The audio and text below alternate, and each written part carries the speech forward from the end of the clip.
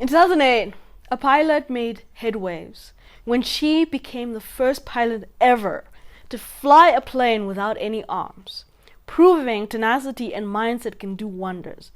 However, she's just one example of all the brilliant people that have come before us who've done incredible, astonishing things. People like J.K. Rowling, who was rejected numerous times. Benjamin Franklin, who had to drop out of school at the age of 10 because his parents couldn't afford it. To the likes of Steve Jobs, who left college because he just didn't like college and he managed to make the iPhone, right? I'm wondering what would be the single most valuable piece of advice you'd give us to even attempt to create some of the value that you guys have done in both your very impressive companies. People say you have to have a lot of passion for what you're doing, and it's totally true. And the reason is because it's so hard that if you don't, any rational person would give up. And then we also look at the likes of Albert Einstein, who couldn't talk until he was 3 years old. And one of the best stories of tenacity and hard work and strong will goes to Thomas Edison, who failed 10,000 times until he got the light bulb right. And when we look at all these examples, the thing that comes to our mind is good luck, good upbringing, money, wealth, status, and the list goes on and on. They were in the right place at the right time, they knew people, and you know the typical excuses that we like to conjure up. However, all these people struggled. They struggled with learning, they struggled with coping, they struggled getting a publishing deal. They struggled with coming up with an idea that would change the world. So is it really luck? Or has mindset got more to do with it than anything else? Hi, my name is Vanessa and welcome back to my channel. Today we're going to be talking about the mindset shifts that are going to truly change your life. But until we go to number one, please like, please subscribe so that I know that you enjoyed this video. Alright, so let's go to number one. You got to believe in yourself. This is something that a lot of us struggle with because we have this notion that we are not good enough. I was a student that struggled in school. I struggled with coping, I struggled with learning, I struggled with actually, graduating from high school. It was just a struggle for me. And I had to learn how to cope. I had to learn how to manage it. And eventually there came a point where I started believing more and more in myself. Here's the thing that happens, in our psyche. When you start believing in yourself, things that used to be impossible seem less so. Not because you somehow swallowed a magic pill and all your worries, flew out of the nest or the coop or the window, whatever analogy you want to use, right? No. It's not that at all. It's because when you believe in yourself, things that used to seem hard, and even if they're still difficult, you don't give up. That's the simple notion of it. You don't give up. You get the tenacity. You become tenacious. You become strong-willed. You become determined. You become persistent. And persistence is how you progress in life, wherever you are. The more persistent you are, the easier it is for you to overcome the odds. It's easier for you to achieve things you never thought impossible. Okay? Now, number two, you gotta believe in the impossible. As a 10-year-old kid, I thought high school was impossible for me because I was struggling with simple maths and simple English and simple science and simple studies that I honestly didn't understand why I was even doing it. I thought I was going to be one of those kids that dropped out of school at 16. I thought I was going to be one of those kids who probably didn't end up anywhere in life. That's how little I thought of myself. And the incredible thing that happened along the way, along the journey, the more I believed in myself, the more I realized that the impossible was me actually becoming something I never thought.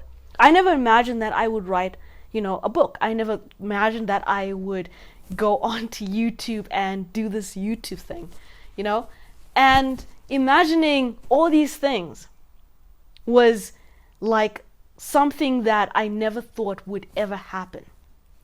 But you know what? It actually did.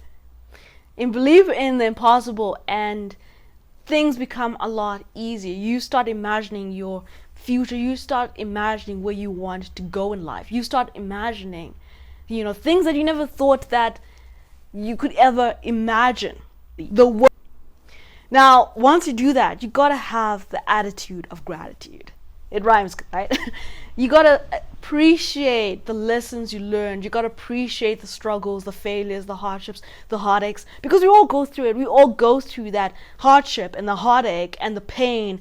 And when you appreciate all of that, when you appreciate it, life works in wonders. Okay?